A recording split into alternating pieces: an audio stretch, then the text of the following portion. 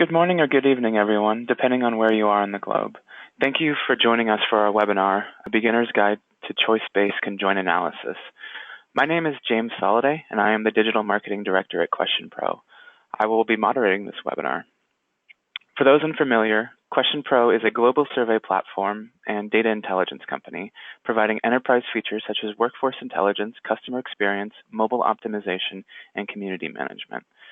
Before we go any further, I would just like to remind our audience that we'll be taking questions during the duration of this webinar. So in order to do this, you can post it in our chat box on GoToWebinar or tweet at us at #ConjointAnalysis. This webinar will also be recorded, and we will send you a link with a summary of the recording at the end of the webinar. Today, our special guests are Ray Pointer and Paul Richard McCullough. Ray is the founder and managing director of The Future Place.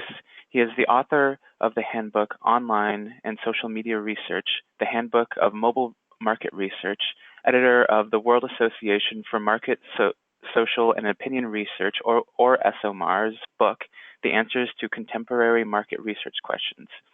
He is also a course author for the University of Georgia's Principles of Marketing Research online course and the founder of newmr.org.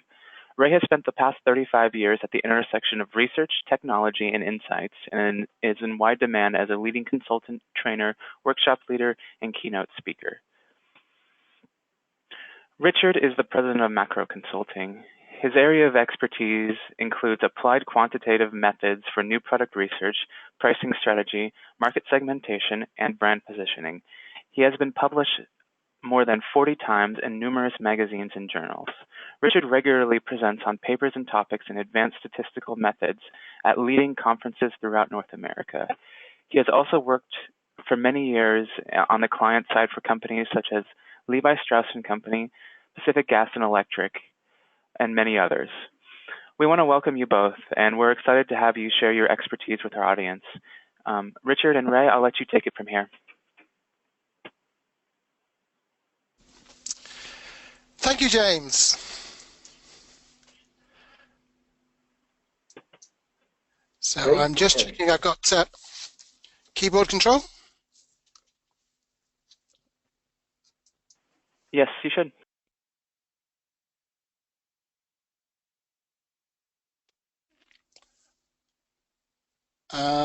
Nothing seems to be happening at the moment. I want to assure you, Ray, that I am not touching my computer. No. Did you return the control back to the two of us? Aha, super. So my name is Ray Pointer, and I'm just going to talk very quickly through the agenda, and then Richard and I will take you through the slides. So there's going to be a brief introduction. Yep. And after the brief introduction, we will go through what is choice-based conjoint analysis, some key steps in conducting those studies, a little bit about presenting the results, and the critical elements for success in that process. So I'm going to start with a really simple example. That's my picture up there in the right of the screen. So imagine that we wanted to understand the drivers of choice when people are choosing which airline and which route to fly. So imagine you're in North America. You want to make a return flight of 2 to 3 hours. We're going to use 3 very simple attributes for this example. Airline. Now, in a real example, this would be something like United, or it would be Delta, or whatever. But to make the example clear and to protect the guilty, I'm going to call my 3 airlines shabby, okay, and classy. We're going to work with 3 price values, $75, $150, and $225. And there are 3 options. You can either fly direct, or you have to make 1 change, or you have to make 2 changes. So how would this look to the respondent, or the participant as we call them these days? They'll be shown some choices. That's why we call it choice-based conjoint. If I offered you these 3 choices, which would you pick? Many times when you see choices, you'll also see another option to the right saying none of these, or you'll see another option underneath saying how likely would you be to buy it, and Richard will cover some of those issues later. Now, when I look at these three choices, it's pretty straightforward. The classy airline, the nice airline, $225, two changes, I'm not going to go there. On the right hand side, the shabby airline, it's $150, I've got to make a change. And in the middle, there's an okay airline, it's $75, which is the cheapest of the three, and it's direct. So I'm going to pick that option. I pick that option, I'm going to tick it if it's paper, I'm going to click it more likely if it's on screen, and behind the scenes, a little accumulator is adding together numbers. It said, okay, this person has picked okay once, they've picked $75 once, they've picked direct once. And then we show them another task. Each time we show one of these sets to a participant, we call them a task. And this time we look, oh, there's a really easy option. Do I want to go on the best airline for $75 and I'm flying direct? You bet, tick. And now the accumulator adds up what we've picked. We picked an okay, we picked a classy, we picked $75 twice, we picked flying direct twice. Now it's a little bit more tricky. We want to fly direct, but if we fly direct, we've got to pay $225. It's suddenly a lot more expensive. The airline's okay, but on the left we've got the classy airline. That's really nice. One change, that's not so nice, but it's $150 compared with $225. Or we could fly on that shabby airline for $75, and we've got to make two choices. So I'm going to pick the one change for $150. And again, the accumulator tells us what the numbers are.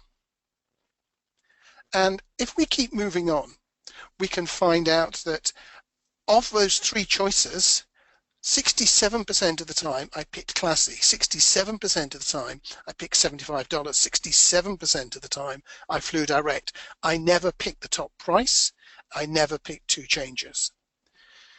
Of course, in a real study, we would use more tasks. So imagine that we've asked 11 of those scenarios. Then here is the data that we've got back. And now, out of 11 choices, I picked direct 64% of the time. So it's the highest number on the page. So flying direct is the most important thing for me. I picked $75 55% of the time. So it's the next most important. By contrast, shabby, okay, classy are much closer together. We can transform that data, and there are lots of ways of transforming this sort of data, so it's easier for humans to read it. This is one that I like, which is you set the 0 in every single one of those three attributes, and you set the biggest number for anything to 100. And now we can start to see the difference. And we can work out how important different attributes are. So again, Richard's going to talk more about this, but we would say how direct the flight is 43% of the choice. We would say the price is 36% of the choice. The airline is 21% of the choice for this respondent. Every respondent will make different choices, and that has different implications. So with that, I'll hand over to Richard. Thanks, Ray. That's a great introduction to this subject for us, and I'm still seeing if I have control of the screen. I think I do. I'm just going to define a couple terms or a few terms. Conjoint is widely used in a variety of disciplines, and it seems like all of them use different terms in their own discipline. So we want to clear up the terms we're going to use here. Two of the most important ones are attribute and level. Attributes are the variables that define the product, such as the brand of the airline, and levels are the variable values that go in each of the attributes. So, for example, in the little example I have here, brand is an attribute, and the levels in the brand attribute are Coke, Pepsi, and 7-Up. I also have a price attribute, and in this one, my levels for the price attribute are 50 cents, $1, and $1.50. And then I have another attribute, which I call twist off cap, and that's either included or not included. So in this example here, I got three different kinds of attributes as well. This brand attribute you can call a categorical attribute. The price attribute you could call linear or vector. And then this twist off cap is an included, not included, it's a binary attribute. And you see these kinds of attributes a lot in these studies. What we do with these attributes and levels is we simply take lots of different combinations of them and define products. So for example, in my example here, one product could be Pepsi, priced at $1 with a twist-off cap. That's a product, that's an alternative, it's an option. And we take several alternatives when we're doing choice-based conjoint, and we put them together in a choice task. So I might show 3 different soda pops, and I will define them like I did alternative 1 here, and I'll ask people to choose between them. That's a choice task. And we then go through that choice task exercise many times like Ray showed you in the example. Here's another example of a choice-based conjoint task. This one is in, obviously, dog food. Now, this is a webinar. We're not sitting in a room together. So if we were in a room together, I would ask you, the audience, what attributes do you see in this choice task? You can't answer me now, but I'm going to pause and let you ponder that question for a second. How many different attributes can you identify? Because this choice task isn't laid out as explicitly as Ray's. It has some nonverbal stuff in here as well. Obviously, brand is an attribute in this task. Bag size is an attribute in this task. Price is an attribute. We have a couple different promotions that are both attributes in this task. 2 different ways of promoting the product. That's an example of a choice-based conjoint task. There are other forms of conjoint, and we're going to focus on choice-based conjoint today because that's the one that's used most of the time in today's world, and I'll talk about why that is later a bit. But we will discuss other ways of doing a conjoint analysis at the end of the presentation, or near the end. Utility weights are how we measure the importance of different attributes and levels. In Ray's example, he really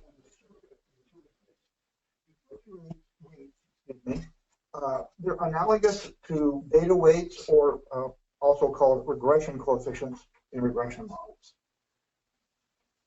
Counts are very insightful. Utility weights are just putting a little finer point on it.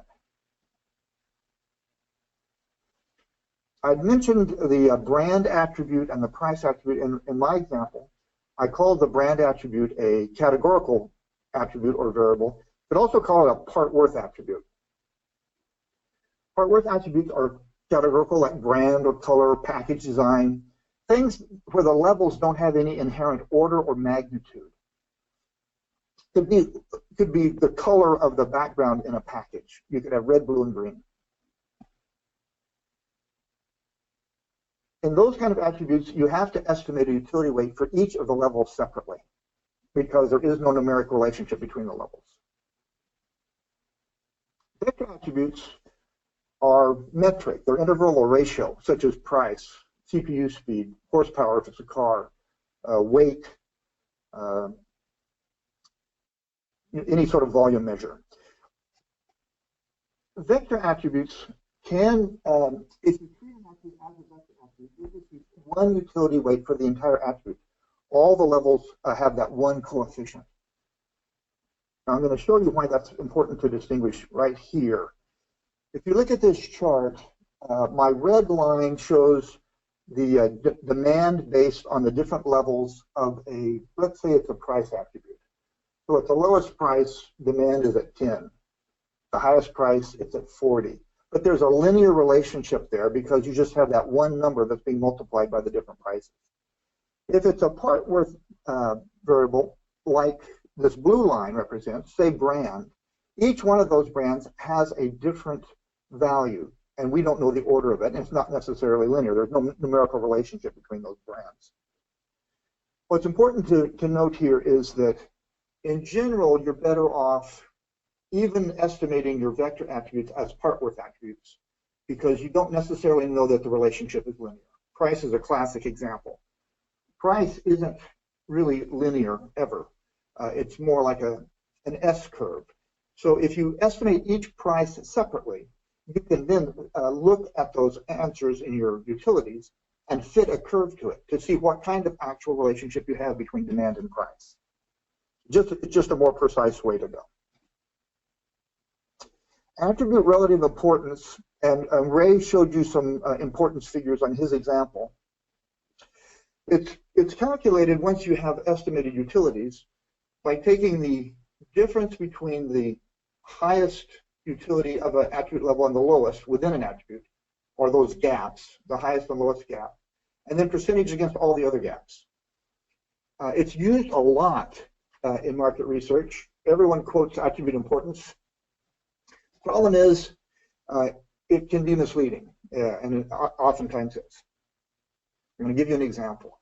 We're going to go back to my brand and my Coke and Pepsi example, and I've made up some numbers for my utility weights for each of these three attributes and their levels.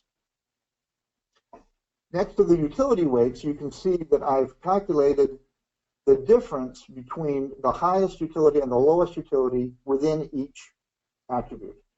So for brand, Coke has the highest utility of 6 and 7-Up has the lowest utility of 1. So the difference there is 5. On price, 50 cents, of course, has the highest utility, that's the lowest price, and $1.50 has the lowest. The difference between them is 4. And the twist off tap, the difference between those included and not included is 1. If you then just sum them, you get 10. You sum the deltas, you get 10, and divide that into each one of them, so it's easy to calculate. The importance of brand is 50% in this example. Price is almost as important as brand at 40%. I mean, twist off tap is not very important to the purchase decision. Well, what happens when I change the price? I'm not changing anybody's opinion. I'm not changing the importance of price. I'm just changing it in my study design. If I narrow the range in my price variable to be 75 cents, $1, and $1.25, rather than the 50 cents to 150, look at the numbers now. The gap between 75 cents and $1.25 is only 2. If I calculate those deltas and then I divide by the sum of the deltas, brand is overwhelmingly important there. It's almost 3 times as important as price. I've dramatically changed the conclusion I would draw looking at relative importance simply by the way I've designed the study and the levels I've chosen to put into the study. One of the fundamental things we have to remember all the time when we're doing conjoint is that everything's relative in conjoint. If I had used different brands, I would have gotten different importance. If I'd used different prices, I would have got different importances. So importances are numbers to look at, but to take with a grain of salt because they are dramatically affected by how we set up the conjoint exercise to begin with. Thank you, Richard. So I'm going to just address the question now, when should we use conjoint analysis? And the first thing to bear in mind is that it's when we think we can approximate the total value of something from how much the parts are worth. So it tends to work when we're looking at white goods, refrigerators, washing machines, tumble dryers, these sorts of things. Works well with computers. Do they have this feature or that feature? Financial products, how much does it cost? What's the repayment period? What's the coverage? Pack size and combinations. Are there going to be 6 different cans in that pack? Are there going to be 8 cans in the pack? Are they all the same flavor? Are they different flavors? So all of those sort of pack size issues for detergent and washing up liquid, they're great uses of conjoint analysis.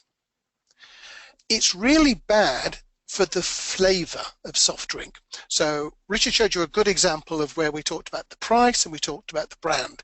But if you want to know whether or not it should have more vanilla in it, it's really not very good. It's not good for clothing.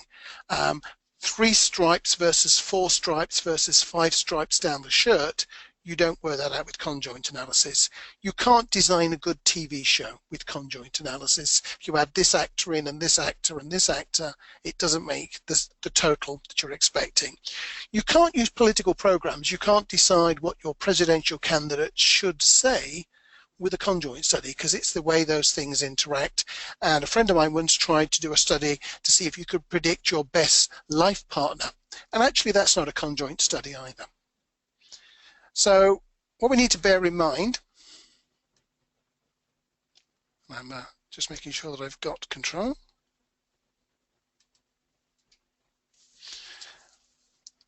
Oops, sorry, I've gone ahead too far. Okay, you need to make sure that the attributes do not interact. So on credit card features, it works well. Mobile phones, packages, rental options. I'll have this option, I'll have this option, I'll have this option.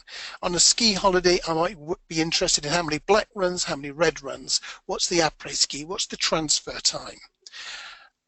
Choosing one doesn't change the value of the others. But with fragrances, if I add a little bit more patchouli oil, it changes the flavors of the scent of everything else.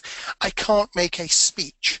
I can't make a meal with independent things. I can't put into that meal every herb and spice I like and expect to get the best possible outcome. You can't design a front page of a newspaper or an advertising message with conjoint analysis. We've got to be able to describe the attributes in unambiguous terms. So it works really well, conjoint analysis, with Apple versus Android, 2-door versus 4-door, $100, $200, $300, glass or plastic bottle. All of those, it works well. Where I've seen it come unstuck is when people have tried to use things like friendly or clean, because they mean different things to different people. If I run a conjoint study and I go back to the bank and say, you've got to be 10% friendlier, their first question to me is, what do you mean by friendlier? So we use conjoint when we have the goods where they have features, the features are clear, they don't interact, and they sum to be an approximation of the value of the whole product. So handing back to Paul. Thanks, Ray. Ray makes some really important points there. I'd like just to add that his last bullet, I think, is critical to understanding and doing right, and that is making discrete and ambiguous attributes and levels. And it's often a surprisingly difficult task to do. Once you start the exercise of defining attributes and levels, sometimes you can find that is very hard. I actually had a client give up. They just quit. They couldn't define the attributes levels. I would also add, though, that one danger of conjoint is that you can actually put in ambiguous levels, as Ray used in his example, sexy, friendly, whatever, and you will get answers. One of the great perils of survey research in general is that if you ask a respondent a question, they will answer it, no matter how stupid or inappropriate the question. So you will get data back. The computer will spit out regression coefficients and it'll give you answers, and it'll look like it's real stuff, and it may not be. So you do want to use common sense when you're doing this. Okay, so the key steps in doing a conjoint study. Context. Oops, I've somehow pushed too many buttons. Context. What is the business issue we want to answer? We need to be clear about the choice that we're talking about. Attributes and levels. How do we define the alternatives in terms of attributes and levels? I think I've just covered that one. Model specification. Which form of this webinar focuses on choice-based conjoint. As I said before, there's many other flavors. So you might even specify a model that isn't choice-based conjoint. It might suit your business problem better than CBC, although in most cases CBC will be a good alternative. And then there's a variety of ways of doing analysis, estimating your utilities, and we'll touch on that a little bit in this webinar, but this is a beginner's guide, so we won't go too deep in that area. I pushed something, but nothing happened.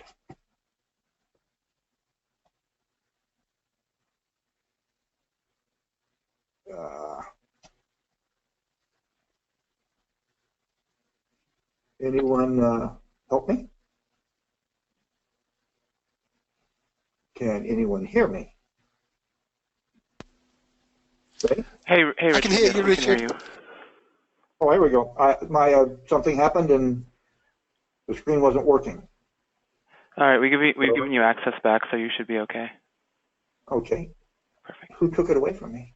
I don't think anyone did.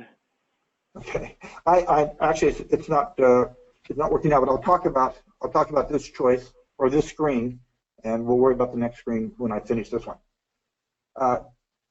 Choice-based conjoint is about choice, of course, but which choice? There's a lot of different choices we might have. Now, purchase is the most common choice, and that's typically what we're looking at. We want to understand what's driving someone to buy our product.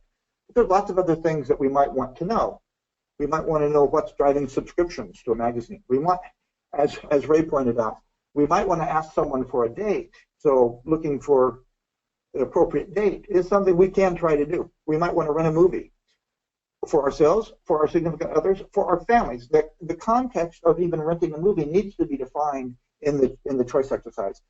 The respondent needs to understand what choice we're asking them to make clearly.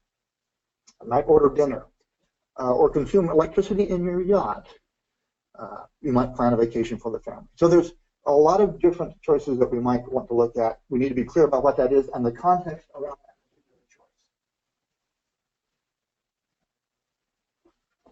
Can someone move it to the next slide for me?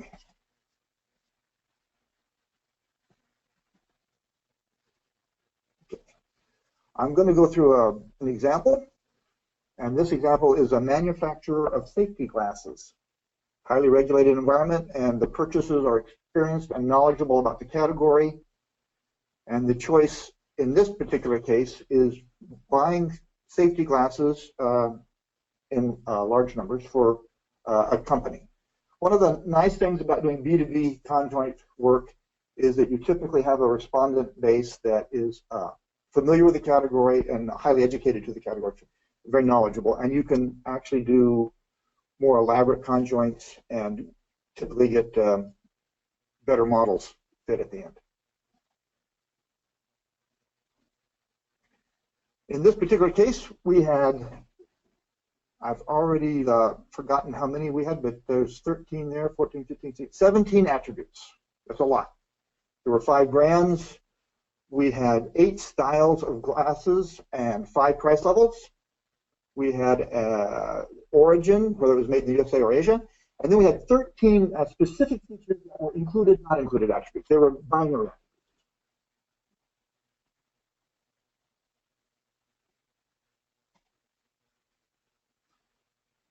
So choice-based conjoint models, what happens there is we show them a set of alternatives and they pick one or sometimes none. You don't have to have a none option in this, and this is a conversation but there's ways of dealing with none that Ray and I have been discussing with each other, but there's varieties of ways of handling it. You don't have to have a none in the option set, but you can have a none in the option set.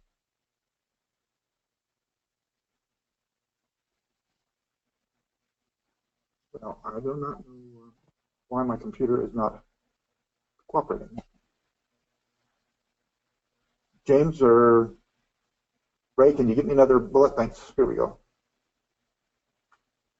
I think we've gone through this. They see several choice sets.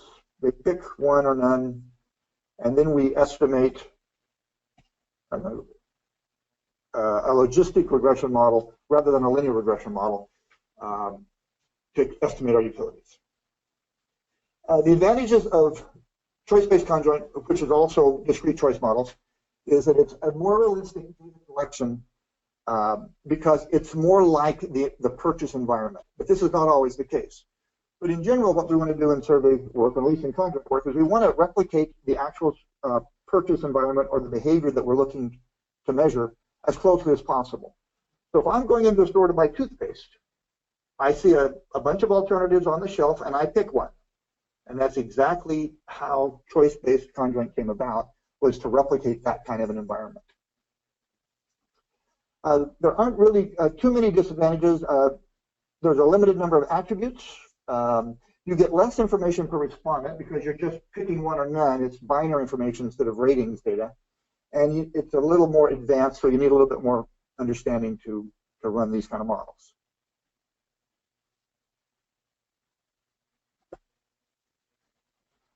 Okay, back to our safety glasses examples. some of the specs here, 17 attributes, 46 levels. So we estimate utilities on 46 levels.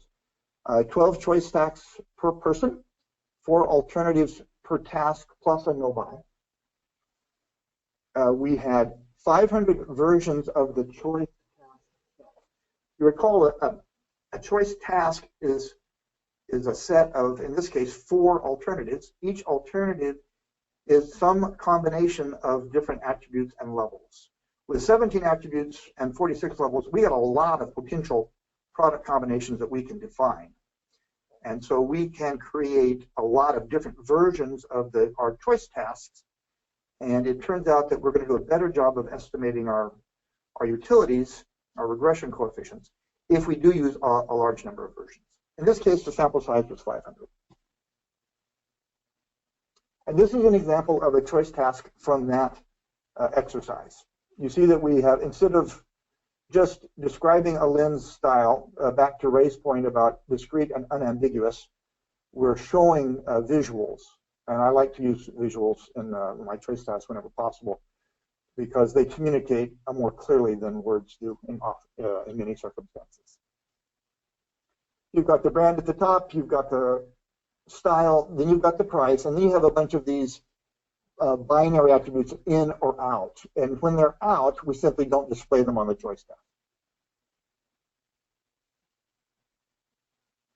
Some other design considerations when doing choice-based conjoint that you might want to consider. The large number of attributes, that's a big one. Oftentimes, you're going to want to wrestle with more attributes than you can fit into the study. Full profile trade-off is I think, the simplest form of choice-based conjoint. And in full profile trade-off, we use all of the attributes in all product configurations. Now, technically, the example I just showed you was a full profile trade-off.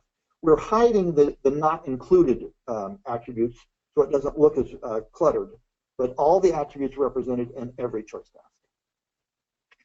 But sometimes, if you have, say, 50 attributes, that would be impractical. So there are other ways of dealing with large numbers of attributes, and one of them is called partial profile trade-off. And in partial profile, any one respondent only sees a subset of all the attributes in any particular choice task. All the attributes get included eventually, but not all at once. There are also adaptive methods that have been developed. One of the very first commercial conjoint methods, which came out in 1986, I believe, was ACA, Adaptive Conjoint Analysis by Sawtooth Software. And that really did a great deal to popularize conjoint in the practitioner community. Adaptive methods generally try to eliminate undesirable attributes in order to simplify the conjoint task later on. And then there are also hybrid methods which have been developed to handle a large number of attributes too, and that's, you might think of having 2 separate conjoints and then bridging the results together at the end. There's other ways of kind of breaking up this giant conjoint task into smaller pieces and then putting it back together again in a market simulator. Heterogeneity. I want to just address this just so you're aware of the issue. It's important. Heterogeneity is when you have different opinions amongst your sample population. If you have a sample where half loves Coke and half loves Pepsi, and let's say they're the only 2 brands in the marketplace, and you build a regression model at the aggregate level, you will, these 2 groups of people will cancel each other out, and you will get a 0 for your coefficient, and you'll have the conclusion that brand isn't important. When you build aggregate level models, and that is models where you're taking everybody and pulling them together and building one set of coefficients. Let's go back. Things cancel out, and you're losing heterogeneity. You're hiding information because of the differences of opinion between people. So what you want to do ideally is you want to build a model for every person individually so that you can capture that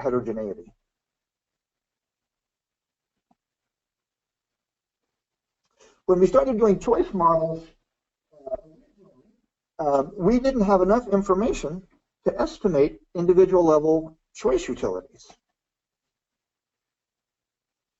Another form of conjoint, which I'll mention later in the presentation, is ratings-based conjoint, and that does give you enough information to estimate the little tiny regression model for everybody separately in the sample. Choice models, we couldn't do that for a while.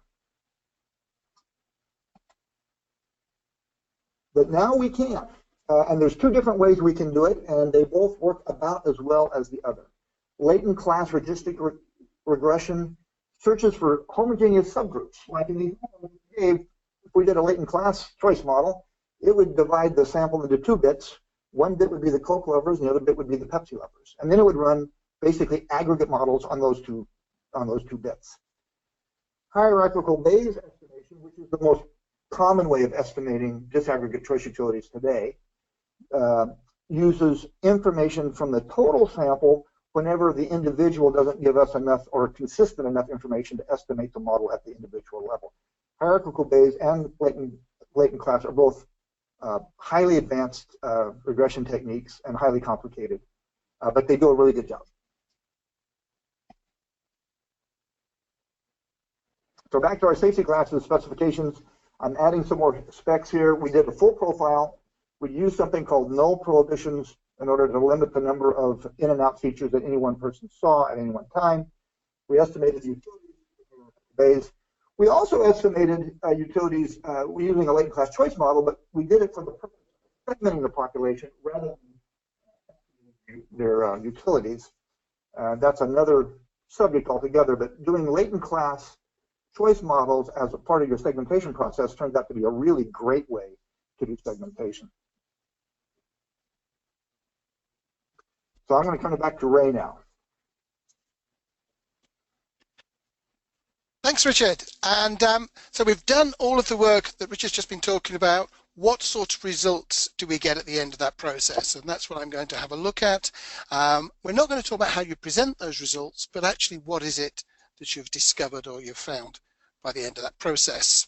So going back to my airline example, the shabby $75 direct flight and so on, we find out how many times people have picked things, it was offered, it was transformed, and we had those relative importances, if you remember. And that's just one method of looking at what the values are within that process. So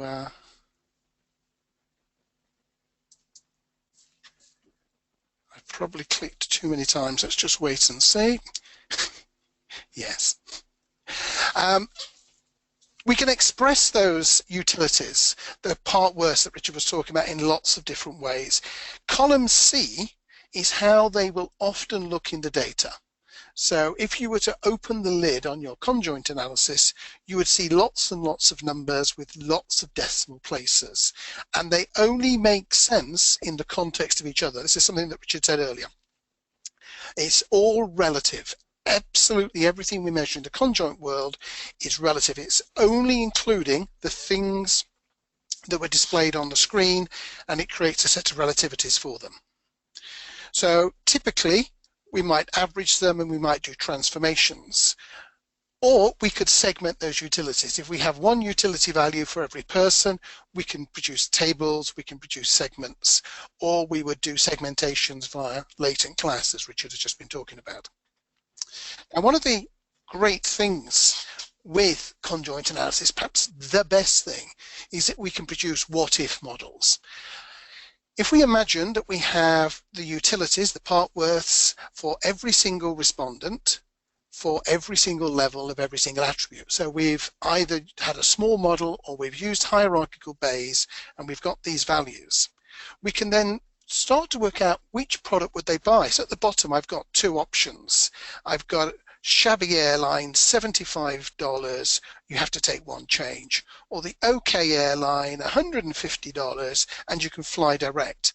And I can look at the utility values for those two and say, okay, this person would slightly prefer A. Then we can look at the rest of the data on that page and we see that, okay, the next person would prefer B. Moving on, we can see that the next few people prefer B. So our conjoint what-if model allows us to put in concepts and see who would choose them according to the data. Now, once we've done that, we can take that simple first choice model and we can make a much more complex model. Typically, most people these days use Excel for their models. They use Visual Basic for applications, which is a programming language, a sort of a super macro language to enable the model to be created so that the analyst and the client can sit down together and try different scenarios, really get to understand the information by doing that what-if modeling. And the third thing that we do with the conjoint analysis, and I'm just waiting for the shift to happen, and it's not happened yet, so I will risk another click. With the what-if models, we can add, delete, or modify products. So I could have taken the first airline and changed one of its characteristics. If it was Richard's glasses model, we could have changed the price of one of the glasses or changed the nose rim and so on. We can add another product, we can delete a product. So if we've got 5 products in the marketplace, we could try deleting one and see whether or not we would get the share amongst our other products if that one was deleted. We can look at the demographic subgroups. So what do male versus female, what do users versus non-users do within the model? We can do iterative tests. We can say to the model, try absolutely every single change to this model, to this concept, and tell me what is the best change and what is the worst change that I can do, and rank all the possible changes.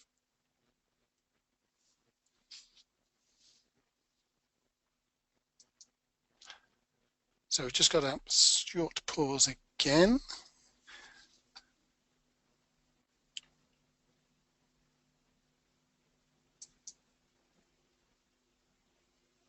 Okay, so when it does come back, it's probably going to go 2 slides. Yes. We also can do forecasting. So we've got these structures that tell us what people believe and what they think about different concepts. So now we're going to try to convert it to the real world to find out what is going to happen in the marketplace.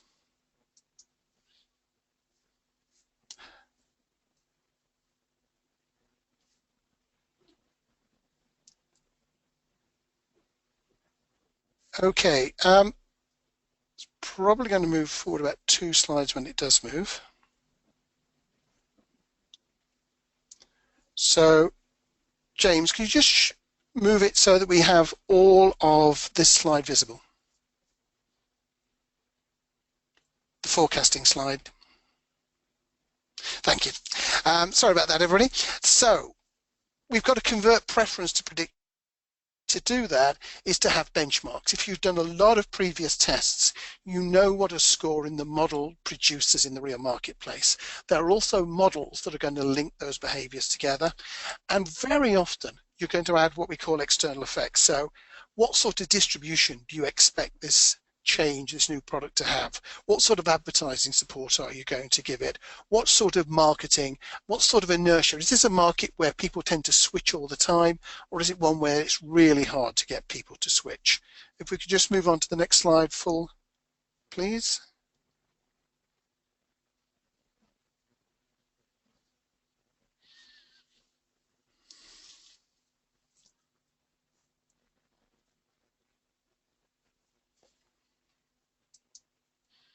Okay, I'm going to talk about a few challenges now.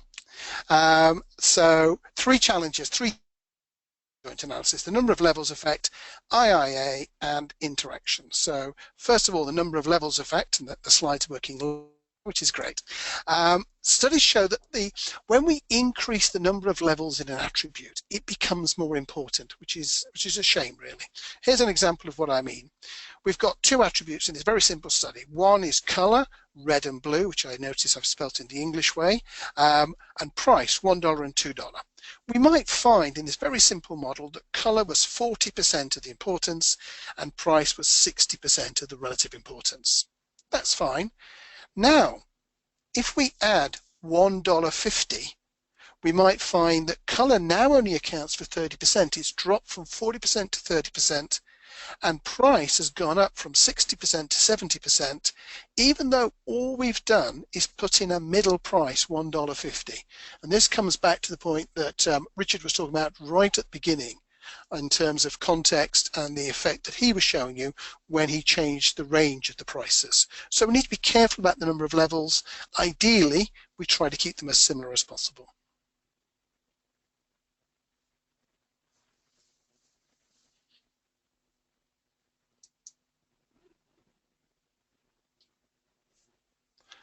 Okay, so we're trying to go to the IIA slide.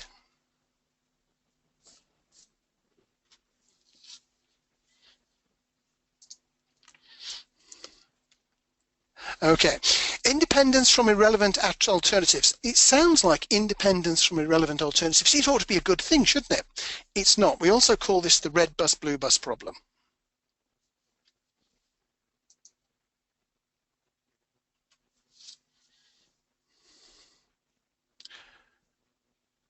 Okay, we're having too many problems with the slides, James, so I am just going to say click, and if you can move me forward each time I say click, I will leave the keyboard alone, I think.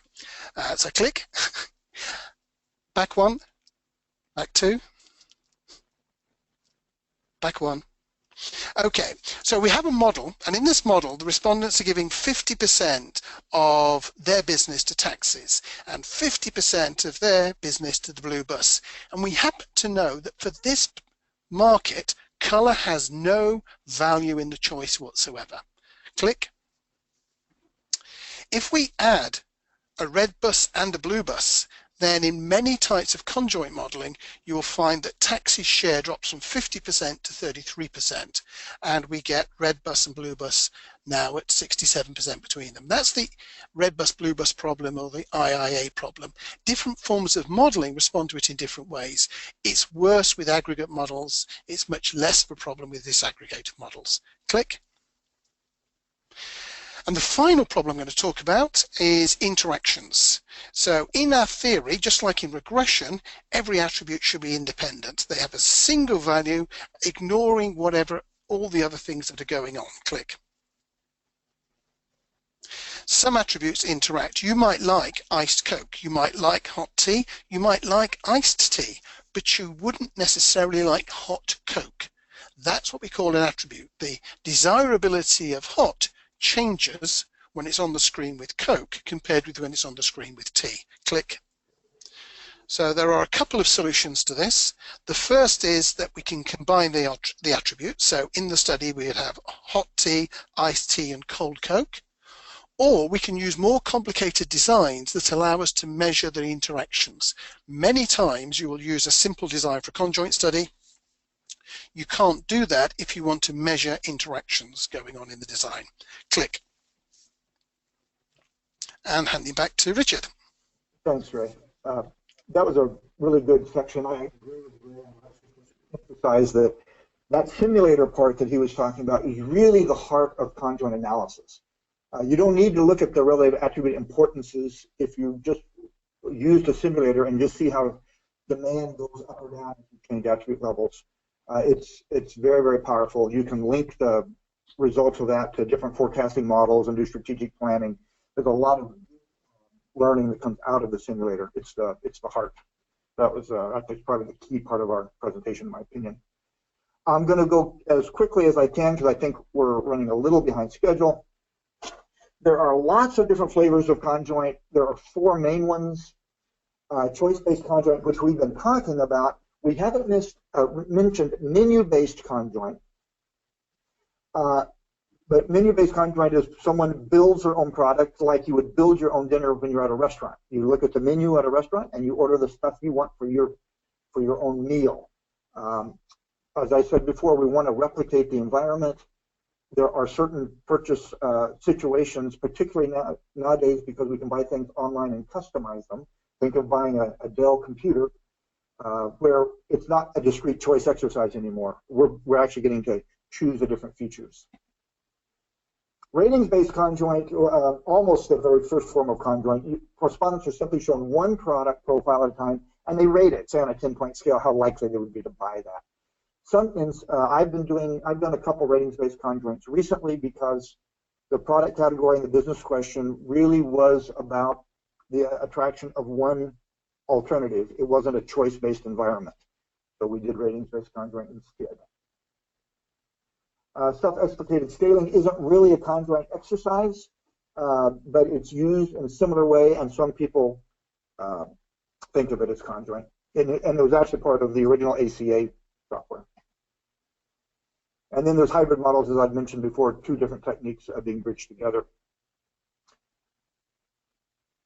I'm going to just give you some examples real quick. This is the choice-based conjoint task, a discrete choice exercise that I showed you earlier. Here is a menu-based conjoint.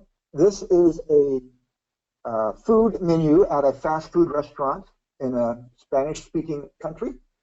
And you see the whole menu there as you would on a board if you were going through a drive-through window, for example. If you put your cursor as a respondent, if you put your cursor over any one of the items here, then a window will pop up that shows a picture of the item, and you can choose how many units of that item you want. I've taken a screenshot while my cursor was hanging over the cheeseburger. And then over there on the right-hand side is the list of the items that you've ordered and the price of them. So you can build your meal any way you want to, and you see the price consequences of building that meal, just like you would if you were ordering in a restaurant. This is a ratings-based conjoint example. It's one product profile. It's a frequent purchaser profile in a health and beauty category. And then there's a rating scale on how appealing this particular offer is to you. And then here's an example of some self-explicated scales. In this example, you look at each of the attribute levels individually, and you rate the desirability of each one. So it really is not in the spirit of conjoint, but you can actually take this data, massage it a little bit, and then treat the answers as utilities and import them into a simulator, and then use them as you would conjoint utilities. Okay, Ray, back to you. Thanks, Richard. And I would also say that one of the things you can do with self-explicated is compare it with revealed importance that you get from the model. So let's talk a little bit about presenting the results and how they work for us.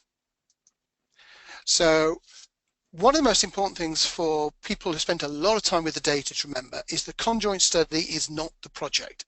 The business problem being tackled is the project.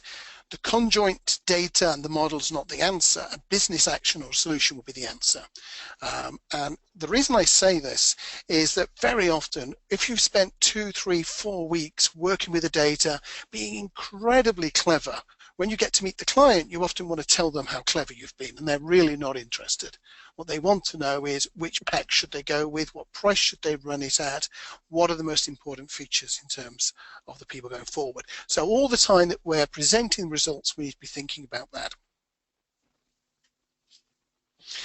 The best way to present conjoint results usually is to have a workshop. It's better to let people discover there is no option that would satisfy Coke and the Pepsi people. You will have to have 2 options. If people discover that by working on the data themselves with the Whatif model, with some background staffs workshopping it, putting it up on the flip chart, they understand the model much better, they understand the marketplace much better, and they can bring in everything they know about the marketplace to that process. So I'm a big believer in the workshop debrief. There's some general advice for quant presenting. The first is use the smallest number of numbers you can, 10, 15, 5. Don't think that because it's a quant presentation you need to put a lot of numbers on the screen. Secondly, minimize the digits. Use 1, 2, or 3 significant digits. Normally show numbers between 0 and 100. Don't show decimal places. Make those numbers really loud messages. The tables, the deliverables, the what-if model, they will all have multiple decimal places in them. That's fine. Not in the presentation if you can avoid it. So avoid negative numbers as well. They often confuse people. Make differences as large as possible, so regroup the data. If you find that men tend to like this concept and young like this concept, have a look and see if it's really young men who like the concept, in which case that's the group you should be talking about. find out where there are some really big differences in the data. And then order and structure the information. Rank it by importance, rank it by significance in the message, but always in something, because what I see a lot of the time is people doing it in questionnaire order. And because everything is relative, you need to show comparisons to make those numbers come alive. So here's the sort of thing that I see that's not a great idea. Attribute importance, 3D pie chart. It's visually quite complicated, and it's in questionnaire order, and we've got those decimal places. Very simple change we can make to it. First of all, we present it with a build. We say price is the most important thing, it's 41%. The next most important thing are how many changes you have to make on the flight, 38%. And finally, we get the type of airline or the travel class or something like this. So we build it up with builds, we make it very simple and straightforward. Similarly, here's a classic chart that I will see time and time again when people are presenting conjoint. It's in different order. So okay, shabby, classy goes middle, worst, best. And then in the money, we've got worst, middle, best. And then in the number of changes, we've got best, middle, worst, which is probably the order they were on the questionnaire. We've got some negative numbers and we've got some positive numbers. Now, it's okay, for example, if we take those green numbers, to say that 225, well, that's a negative concept. But are we really saying that having to pay $150 is a positive concept by contrast? No, it's just relatively better. So we can arrange that data in a much nicer way. Again, using builds, we can say, okay, the most important attribute is price. And the best price you can offer is $75, $150 is nearly as good, and $225 is awful. Direct is the best thing you can offer in terms of changes. It's not quite as good as $75, and one change is not quite as good as bringing the price down to $150. And the three airlines have much less going on. So classy is the top, but look at it compared with the others. And we can start to make this comparative story, and we're using just a few numbers, and they're all positive integers. So some critical elements for success before we get to Q&A. It starts, as Richard said, with understanding the business problem. If you don't understand the business problem, you won't have a good conjoint study. You've got to include all of the relevant attributes, and that often means the zero. Is it possible that you are not going to offer this service? So if you're trying to understand the difference between offering snacks and a meal online, when you're flying, you probably want to check no meal and the value of that. Create a survey that respondents can complete. That means it's not too long. It's not confusing. It's suitable for mobile devices is a consideration you've got to think about these days. You've got to create a fixed context, again coming to what Richard said, that lasts for the whole time. So if you're doing a fast food, a McDonald's type study, you want them to think breakfast menu all the way through the survey, or lunchtime menu all the way through the survey, or when I'm there with my kids.